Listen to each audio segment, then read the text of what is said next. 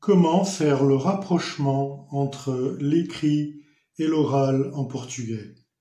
Oui, comment établir une relation ou un lien étroit entre la graphie et l'oral en portugais? D'abord, est-il possible d'établir un lien entre l'écrit et l'oral?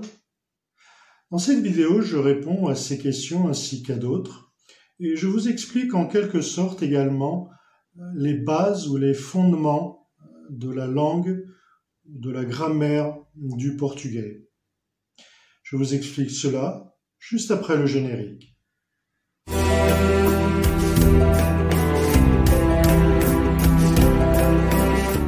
Bonjour, c'est Philippe. Bienvenue sur ma chaîne où j'aide la communauté francophone à apprendre le portugais. Comme vous avez pu le voir précédemment dans mes vidéos, mon approche quant à cette question se fait essentiellement en cherchant à expliquer la culture du pays ainsi que son histoire, mais également en cherchant à expliquer la langue. Et aujourd'hui ne sera pas exception. Si vous êtes nouveau sur cette chaîne, permettez-moi de vous inviter à vous abonner puisque je publie régulièrement par semaine. Donc afin de répondre à cette question, rendons-nous sur mon ordinateur afin de pouvoir vous expliquer de façon assez claire comment nous pouvons comprendre les bases, les fondements de la langue et pouvoir alors établir un rapport, si tant est qu'il peut y en avoir un rapport entre l'écrit et l'oral. Voyons cela alors. Écrit et oral. Alors, peut-on établir ou faire un rapprochement entre la graphie et l'oral en portugais? C'est ce que nous allons essayer de voir, de comprendre à travers cette vidéo. Vidéo qui sera la première de deux, puisque j'ai décidé d'aborder ce thème, cette question, en deux vidéos. Donc voyons alors comment nous pouvons répondre à cette question en examinant alors les informations que j'ai décidé de vous présenter. Tout d'abord, il est important de savoir et de comprendre également que toutes les langues n'ont pas un système de représentation écrite. Toutes les représentations écrites des langues également ne sont pas soumises à une norme. On parle alors de graphie et non d'orthographe. Et tout au long de cette vidéo, il faut bien retenir le fait que graphie et orthographe ne sont pas la même chose. Donc jusqu'à 1911, il n'y avait pas de norme orthographique pour le portugais. Dans le portugais ancien, différentes graphies pouvaient coexister, éventuellement dans un même texte. Alors, qu'est-ce que l'orthographe? Bien, on peut dire que l'orthographe peut être définie comme la graphie correcte. En d'autres termes, écrire correctement quelque chose, un texte, ce que l'on entend, ce que l'on veut écrire, peut-être alors si cela est fait correctement, selon la définition, on peut alors parler d'orthographe. Mais remarquez qu'on ne parle que d'orthographe lorsqu'il existe une norme qui réglemente la façon comme on doit écrire en accord avec certaines conventions sociales. Un accord orthographique est une norme qui fixe une convention sur la façon comme on doit représenter graphiquement une certaine langue d'une communauté quelconque. L'orthographe, faites bien attention, ne réglemente pas la prononciation. Alors, bien évidemment, il existe, en fonction des langues, dans ce monde, Il existe différents systèmes de représentation écrite des langues. Des systèmes logographiques ou pictographiques dans lesquels un symbole représente un concept, une idée. Il y a aussi des systèmes syllabiques dans lesquels un symbole représente une syllabe. Enfin, il y a des systèmes alphabétiques, comme le cas du portugais, dans lesquels un symbole représente un phonème. Dans un système d'écriture alphabétique, comme c'est le cas du portugais, l'orthographe a tendance à établir une relation entre le son, donc le phonème, et la lettre, le graphème. Mais, et c'est là qu'il faut faire attention, bien attention, parce que la relation entre phonème, donc entre le son et le graphème, la lettre, la relation ou le rapport que l'on pourrait établir est imparfait. Donc cette relation est imparfaite. Et nous allons voir par le moyen de certains exemples comment cela est-il possible. Il y a des lettres qui peuvent correspondre à des séquences, donc des suites de sons, comme par exemple le X que l'on prononce X, comme vous pouvez le savoir et le voir d'ailleurs sur ce document. Et nous avons un exemple comme taxi. Donc on retrouve le son X. Il y a des sons qui peuvent être représentés par plusieurs lettres ou une suite de lettres. Comme S, on retrouve ce même son dans sinto, je sens, sinto qualquer coisa, je sens quelque chose. Sinto avec un C et qui veut dire ceinture. Peça, C c'est dire, qui veut dire une pièce. Et enfin, on peut retrouver ce même son écrit d'une façon différente avec deux S, comme missa, qui veut dire messe. Il y a des lettres qui ne sont associées à aucun son, comme par exemple le H dans homem. Lorsque l'on prononce le mot homem, homme, en portugais, le H ne se prononce pas. Ou encore úmido. Donc on accentue là où est l'accent sur le U qui se lit OU. Úmido, humide. Mais il y a également le N, par exemple dans dent, dent, donc une dent. Il y a des sons qui sont représentés par des groupes de deux lettres, comme CH dans chuva, qui veut dire pluie, NH qui donne le son gneu. On retrouve ce son par exemple dans le mot manhã, matin, qui peut être, ce son peut être l'équivalent à notre, ou en français, à un GN, qui donne le son gneu également, comme campagne, campagne, compagne, compagnie. Donc on retrouve ce son gneu et en portugais il s'écrit avec un N et un H. Mais nous avons également le son lieu qui s'écrit avec un L et un H. Et on le retrouve par exemple dans le mot folha qui veut dire feuille. On peut dire également qu'il y a des lettres qui représentent plus d'un son. Par exemple, le son S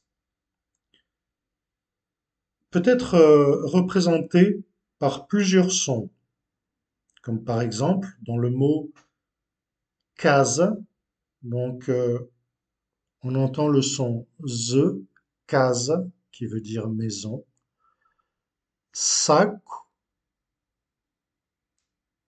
c'est le son se, saco, qui veut dire sac, pasta, pasta, donc on retrouve le son ch, donc écrit à l'écrit par le son que l'on associe à un ch, comme nous avons pu le voir précédemment. D'ailleurs, il est ici, ch, chouve, mais il peut être écrit également sous certaines formes par un s, tout simplement. Donc, il y a cette possibilité de lettres qui représentent plus d'un son. Et dans ce cas, pasta, euh, qui veut dire une sacoche ou un porte-document, pasta. Vesgo, donc c'est un autre son, vesgo. Ce mot a un rapport avec le strabisme, donc il sous-entend voir mal. Voilà, c'est un terme bien précis, mais lorsque on l'utilise en portugais, il y a l'idée de faire référence à quelqu'un qui voit mal. Mais concrètement, ce mot a trait au strabisme. Puis nous avons la lettre X, qui en portugais se prononce X.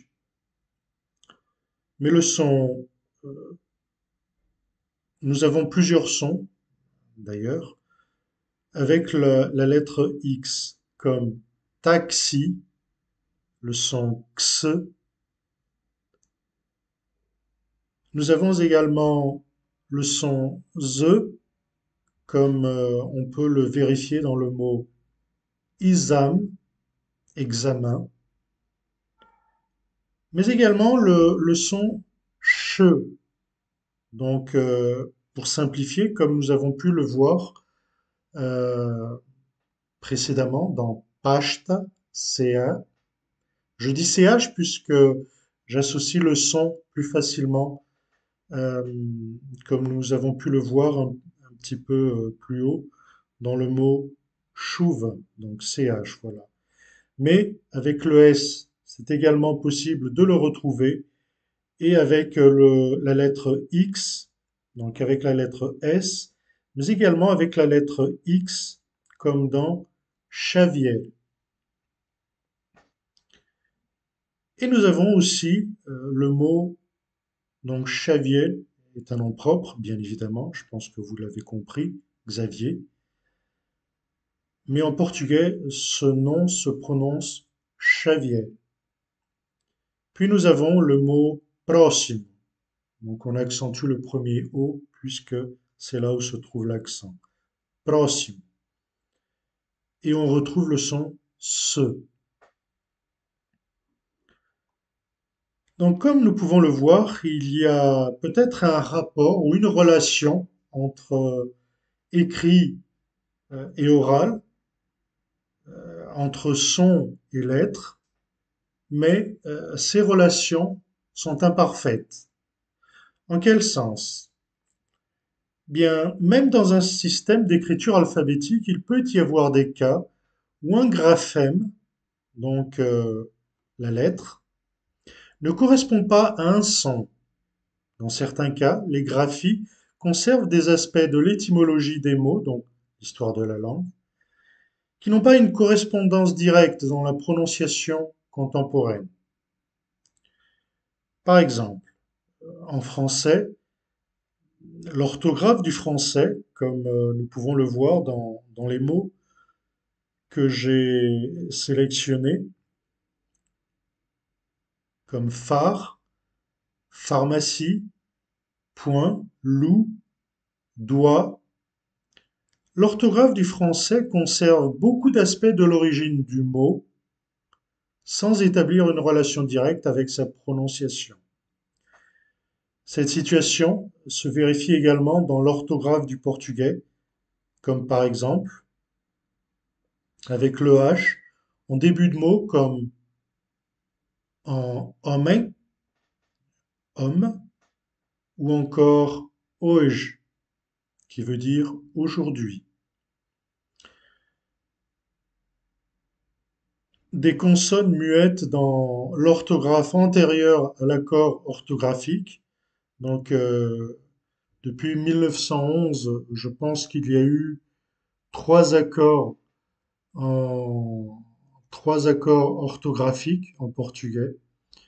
Si je ne me trompe, un en 1911, un dans les années 40, et puis en 1990, un autre accord a été établi, et peu à peu il a été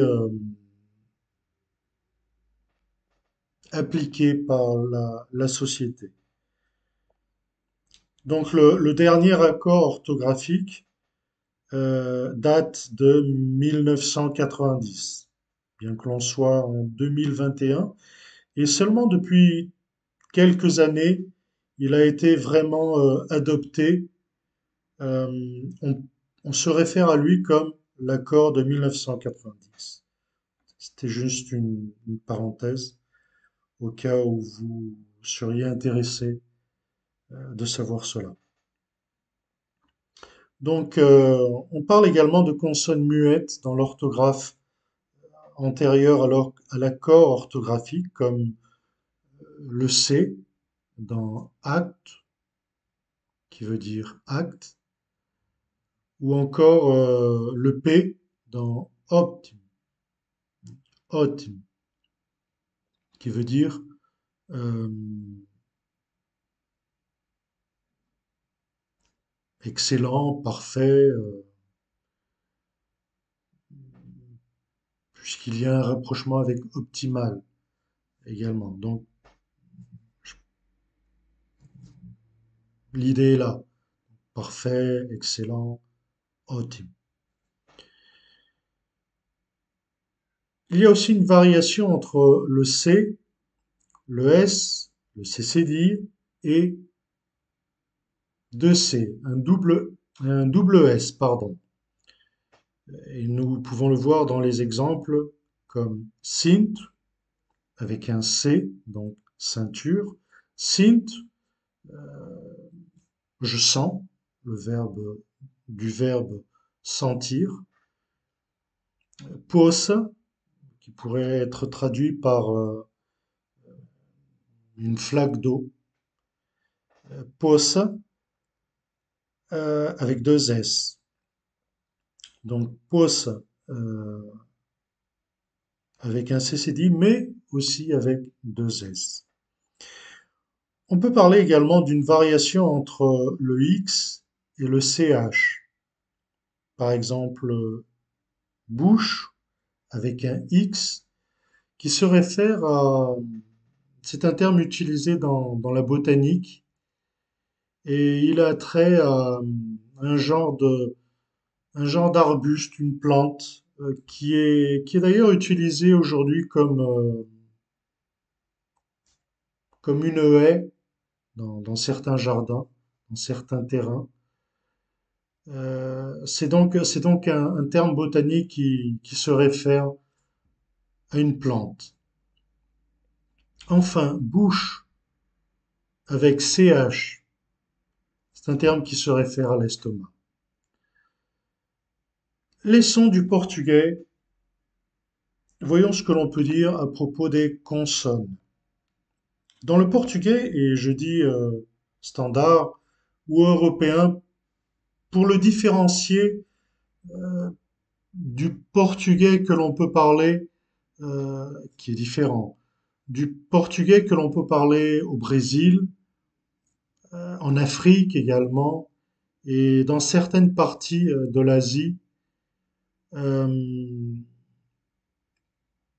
comme à Macao par exemple, euh, ce sont des formes du portugais.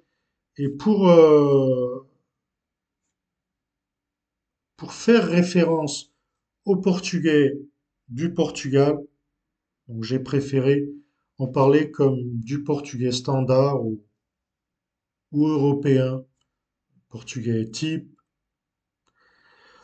Donc dans le portugais du Portugal, le portugais type, il existe différents sons de consonnes qui peuvent être représentés à l'écrit par une ou plusieurs lettres. Par exemple, la lettre P, on la trouve dans le mot par exemple pat, mais également dans le mot cop.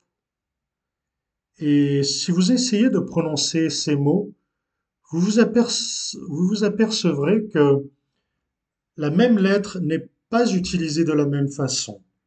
Elle n'est pas prononcée de la même façon. D'où citer ces exemples pour justifier qu'il existe différents sons euh, à partir de consonnes qui peuvent être donc représentés à l'écrit par une ou plusieurs lettres. Donc pour ce qui est du P, je cite l'exemple de pat, canard, cop, un verre pour boire. En ce qui concerne le T, nous avons le mot tudo, tudo. Puis nous avons le mot lata. Donc, tudo veut dire tout. Lata euh, a trait à une conserve, à une boîte.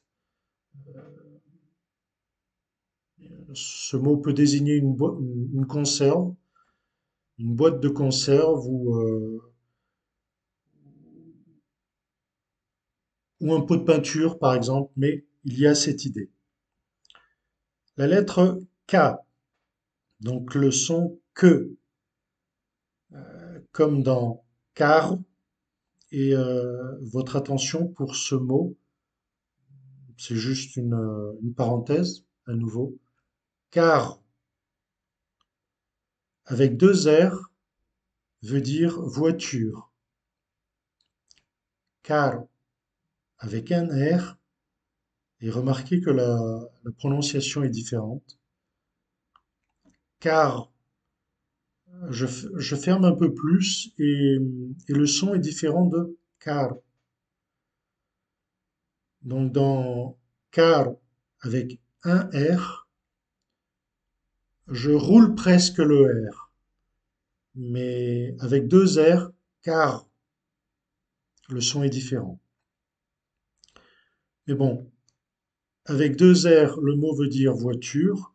Avec un seul R, il veut dire cher. Donc cher pour ce qui est du mot voulant dire que quelque chose est cher, onéreux. Ou alors on peut utiliser ce terme également un- pour des mots d'introduction dans une lettre. Très cher, cher monsieur. Puis nous avons le mot quinta, qui se réfère à un jardin énorme. B, nous avons l'exemple de barco, puis comboio. Barco veut dire bateau, comboio, train. Donc dans tous les cas, si vous avez la possibilité de répéter après moi ou plus tard, essayez de prononcer ces mots et vous verrez que les sons sont différents. Donc, comme j'ai pu le dire il y a quelques instants, il existe différents sons de consonnes qui peuvent être représentés par une ou plusieurs lettres à l'écrit. D, dedo, qui veut dire doigt, doigt de la main. G, gato, guerre, gat veut dire chat, guerre, guerre. Me, nous avons mel, qui est du miel, limão, qui veut dire citron. Puis noche se réfère à la noix, donc le fruit sec, la noix. Anel, qui est une bague. Puis nous avons le son gne, comme dans vinho, qui est du vin.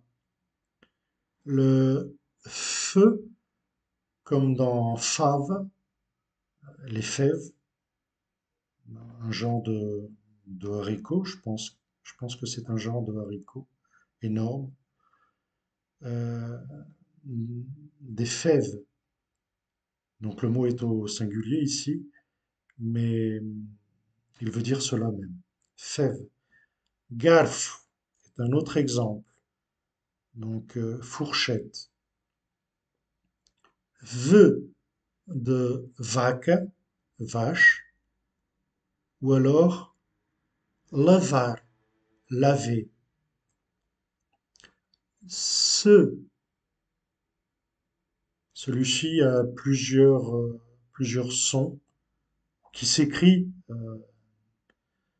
de plusieurs manières, comme sac, sac, cirque,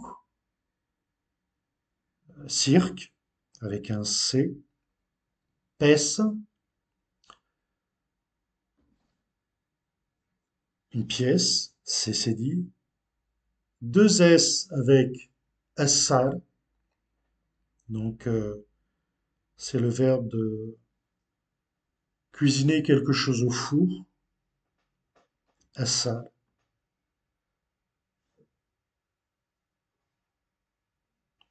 Ou encore próximo, avec un X, próximo, prochain, prochain ou alors suivant, suivant dans le sens où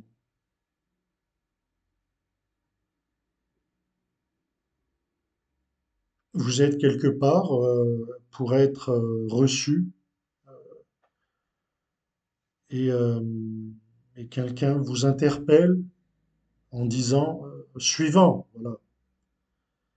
Donc dans ce contexte, on pourrait utiliser ce mot. Próximo. Puis nous avons le son ou le phonème z, comme dans zèbre, zèbre. Je pense que c'est assez facile de le deviner. Hasard également, hasard. Mesa, qui veut dire table, ou encore avec un X, comme dans exemple, dont on ne prononce pas exemple, mais exemple, exemple. Puis le son ch, comme dans chuva, ch, achar, ch, à nouveau. Donc chuva, pluie, si je ne l'ai pas dit. Achar, trouver. Xícara, avec un X. Xícara, qui peut être traduit par une petite tasse, une tasse de café, par exemple. On se réfère euh, à ce mot. Ou à cette mesure, cette, à cette taille pour, euh, pour utiliser le mot chic. Page, avec un Z, et qui veut dire paix. ou encore noche. Donc on ne dit pas nos, mais noche. Donc che, phonème che. Noche qui veut dire nous. Puis nous avons le son je, comme dans jogo,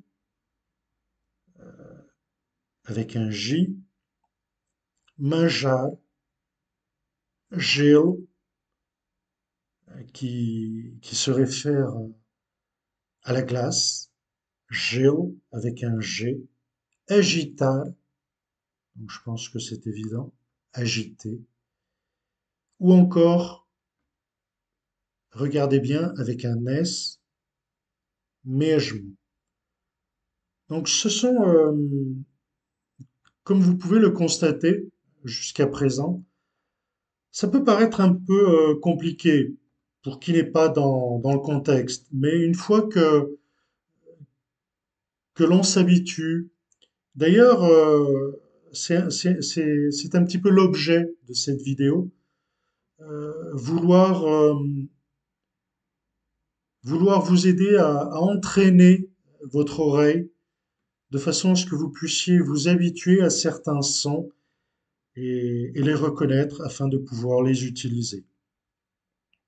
Puis nous avons le son re, comme dans mar, mer, ou encore aram, qui est un genre de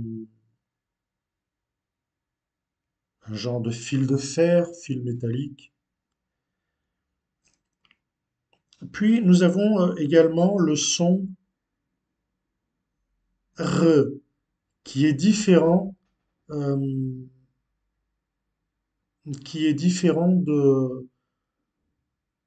du R, pour ainsi dire, précédent, comme mar, aram. Remarquez que je roule légèrement le R. Et remarquez que lorsque le R est au milieu et dans le mot, donc non pas au début ni à la fin, mais concrètement au milieu, pour ainsi dire, du mot,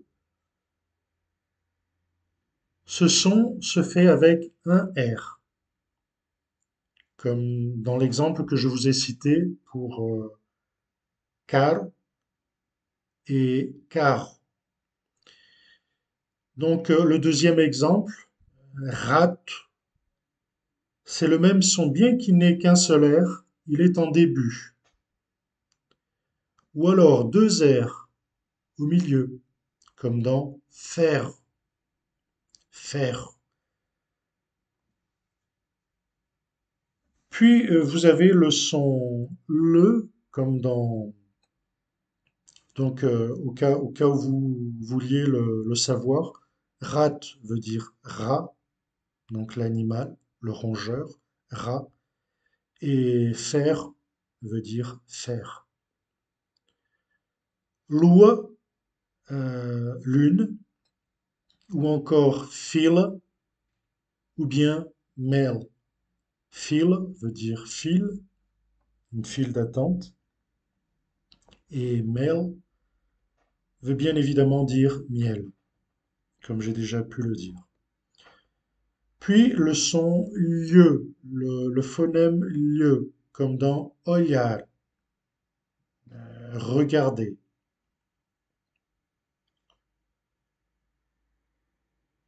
Maintenant, voyons en ce qui concerne les voyelles, les sons du portugais, mais pour ce qui est des voyelles.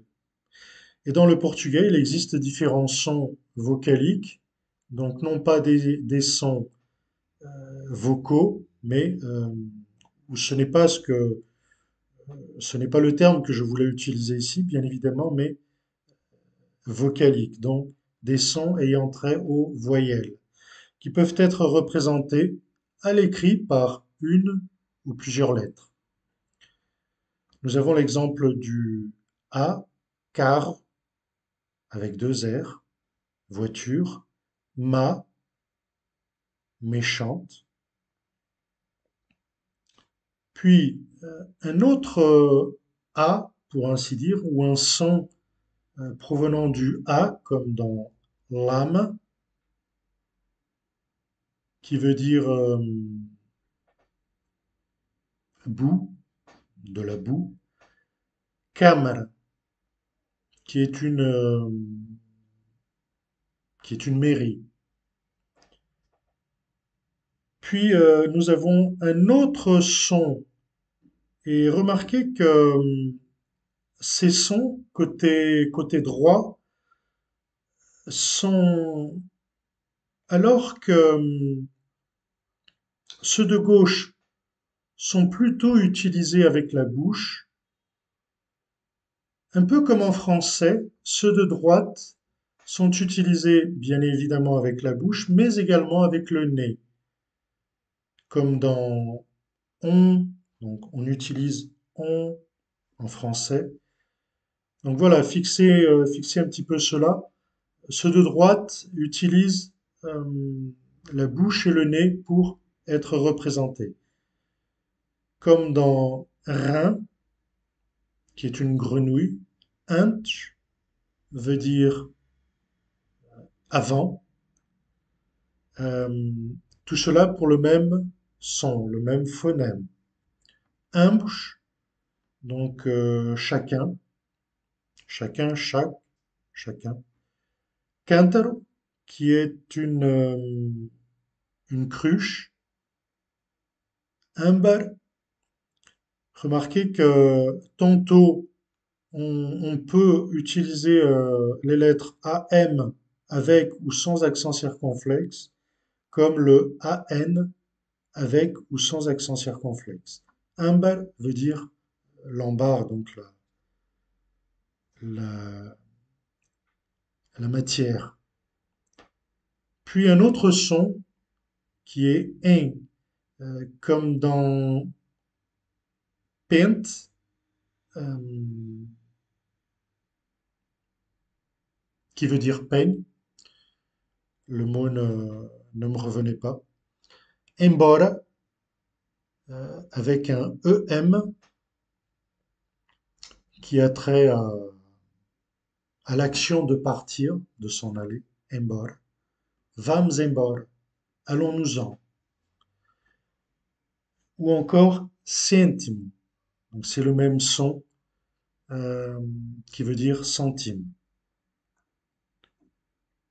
Puis nous avons un autre son et remarquez que tantôt on peut l'écrire avec un E comme avec un I. D'ailleurs, on retrouve un petit peu cela en français, je pense. Mais pour ce qui est de ce son, nous pouvons le trouver dans le mot levar, emmener, ou alors príncipe.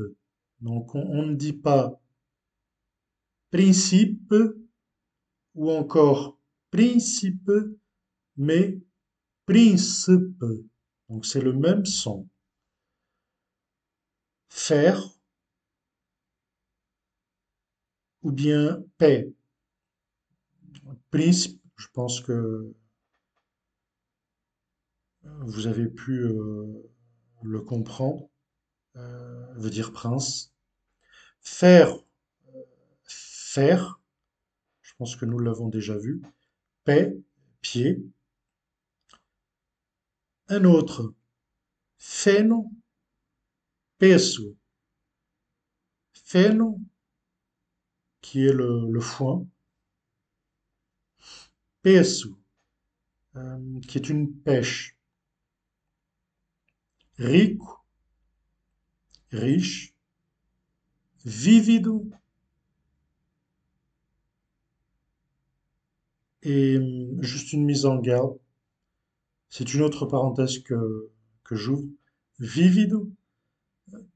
Remarquez que le premier i a un accent, donc on accentue, puisqu'il existe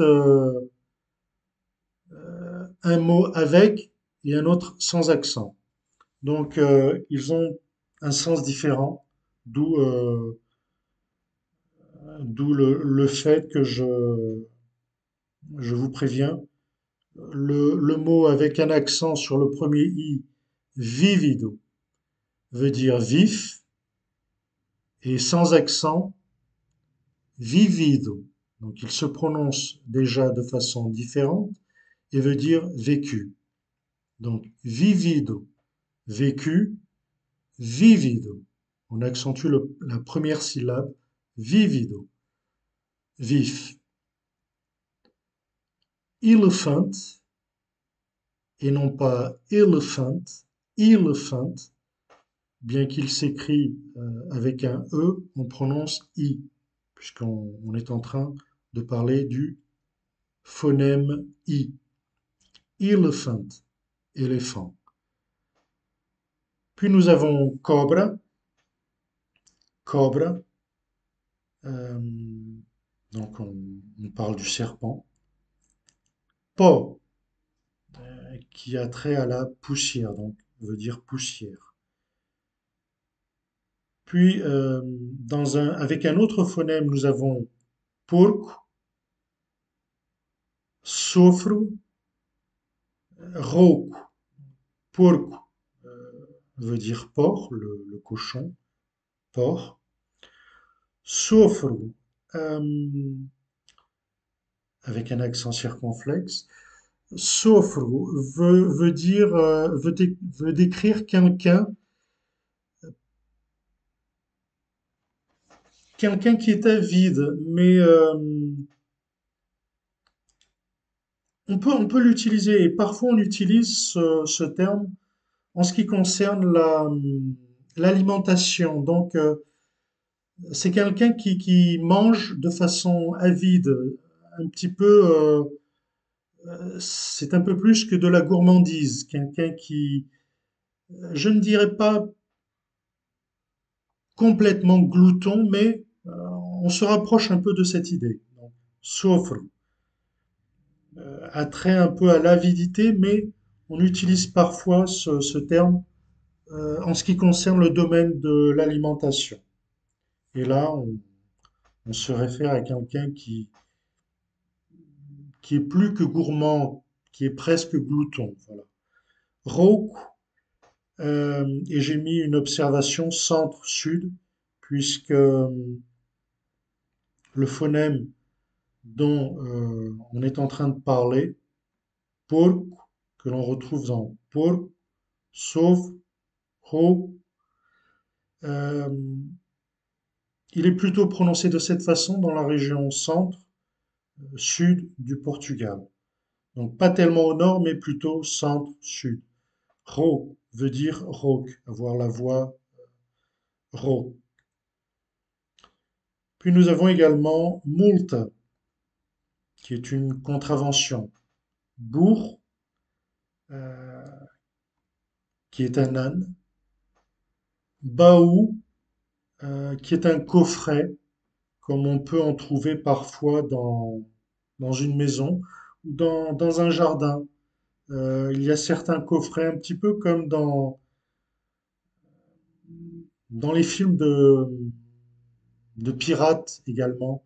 On retrouve un peu ce genre de coffret, baou, coffre au trésor, coffret. Voilà, c'est ça l'idée.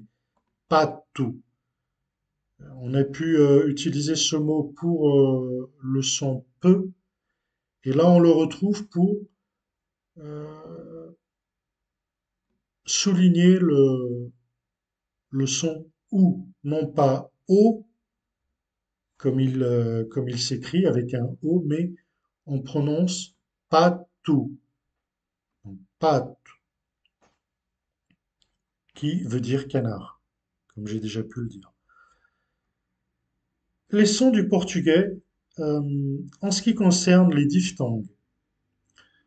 Dans le portugais, il existe différentes diphtongues. Donc, c'est un ensemble d'une voyelle et une semi-voyelle.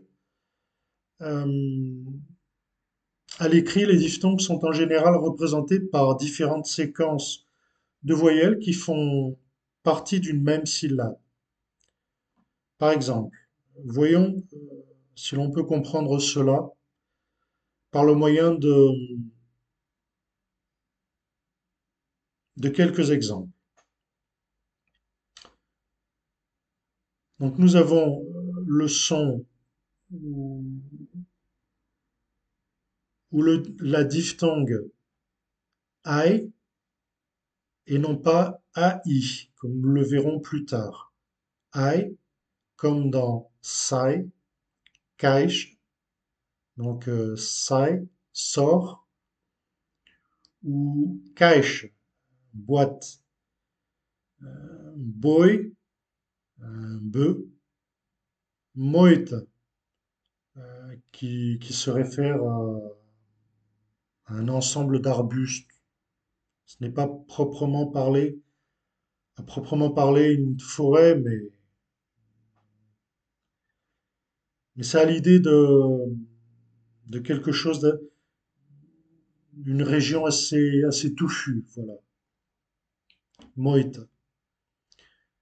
Roy, ronge, donc le verbe ronger, ronge. Jiboy, donc c'est le boa constricteur. Jiboy. Cuidado, oui, cuidado, attention, tem cuidado, fais attention. Fui, fui, je suis allé. Puis nous avons le son ei, comme dans rei, roi, peito, poitrine, papéis, ei, papéis, papier au pluriel, pauta, donc A-U, AO, pauta, et que l'on retrouve également dans nautico. Donc, pauta est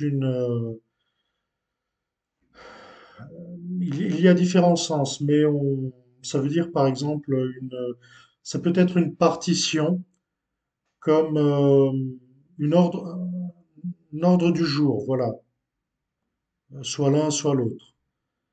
Nautico, donc nautique, seu, sien, reumático, je pense que c'est évident, céu, ciel, construiu, ou iu, donc on accentue les dernières lettres, construiu, pouco. Et là, j'ai mis une petite note, puisqu'on retrouve O, O, ou, prononcé comme une diphtongue uniquement dans la prononciation du Nord. Donc,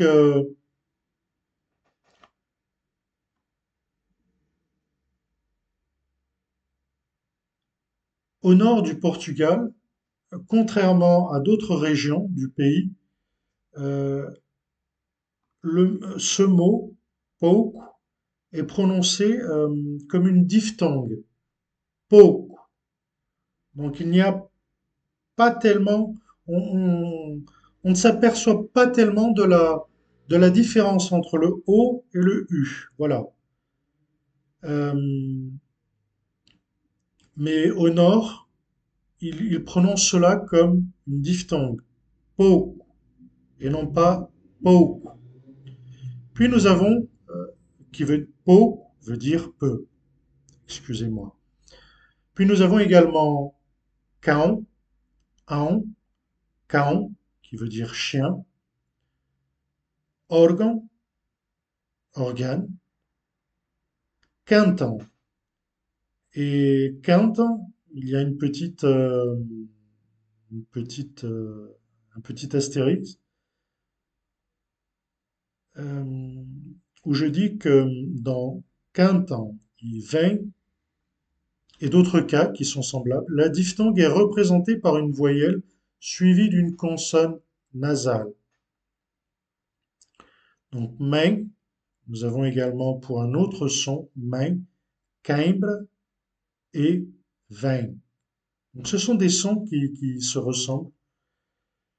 Mais voyez comment ils peuvent être insérés de façon différente en fonction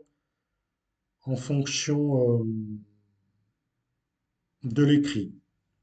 Puis nous avons point, donc un autre son, euh, point. Puis muito, muito. Maintenant, abordons un dernier aspect en ce qui concerne les sons du portugais, le hiatus. Donc il y a cependant, à ce que l'on a dit, des séquences ou des suites de voyelles qui ne forment pas de diphtongue.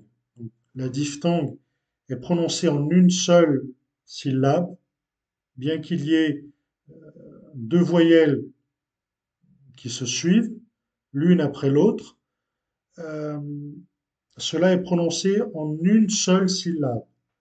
Le hiatus, on fait une séparation.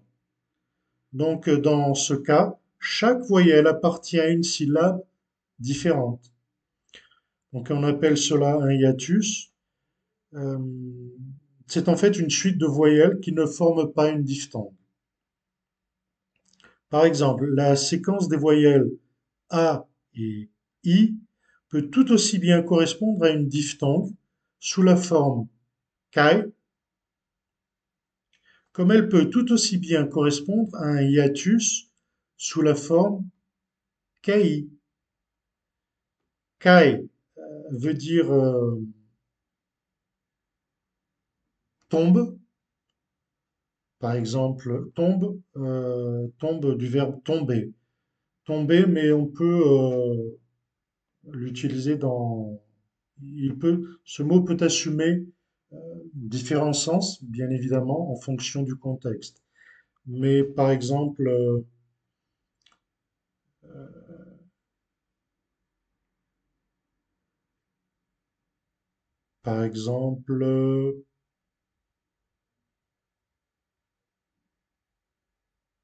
ele cai sempre naquele sítio, supposons. Il tombe toujours ou il trébuche, donc il y a un peu cette idée, mais il tombe toujours dans ce lieu.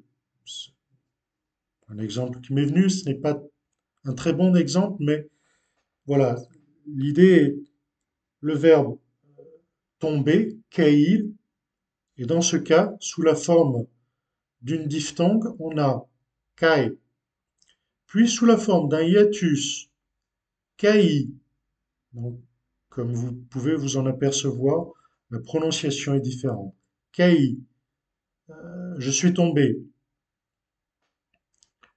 La même situation se produit avec les voyelles U et I. Par exemple, diphtongue dans le mot fluide et hiatus dans le mot ruido.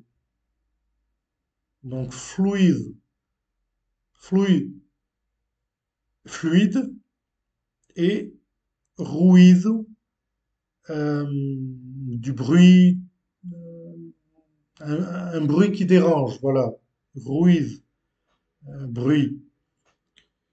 Ou alors, diphtongue dans le mot viu et hiatus dans le mot viuve. Donc, dans tous les cas, remarquez qu'il y a des différences et, et voilà, c'est quelque chose d'assez intéressant puisque cela nous permet de comprendre certaines bases de la langue, certains aspects qui, bien évidemment, dits de cette façon, peuvent ne pas paraître très intéressants, mais peuvent nous aider à faire la différence bien plus tard si nous les comprenons et apprenons à les maîtriser. Voilà pour ce qui est de cette vidéo. C'est quelque chose que j'avais pensé à le faire. J'ai d'ailleurs,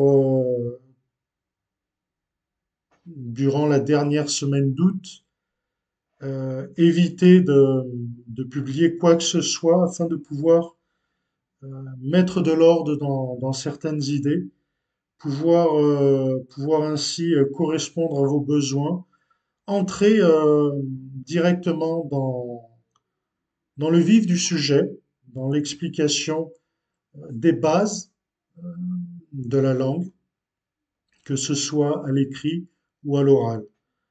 Dans la prochaine vidéo d'ailleurs, j'aborderai un autre aspect en ce qui concerne l'écrit, l'oral. Donc voilà, si vous avez aimé cette vidéo, faites-le moi savoir par un petit pouce, ce sera assez sympathique. Et ça me permettra d'avoir un aperçu de ce que vous pouvez aimer ou pas, de vos difficultés également. Donc faites-le moi savoir si vous avez également des questions. N'hésitez pas à me les poser dans les commentaires. Ça me fera un plaisir de pouvoir vous répondre. Une fois de plus, merci pour avoir pu assister à cette vidéo. Si vous êtes nouveau sur cette chaîne, n'hésitez pas à vous abonner. C'était Philippe, à une prochaine vidéo.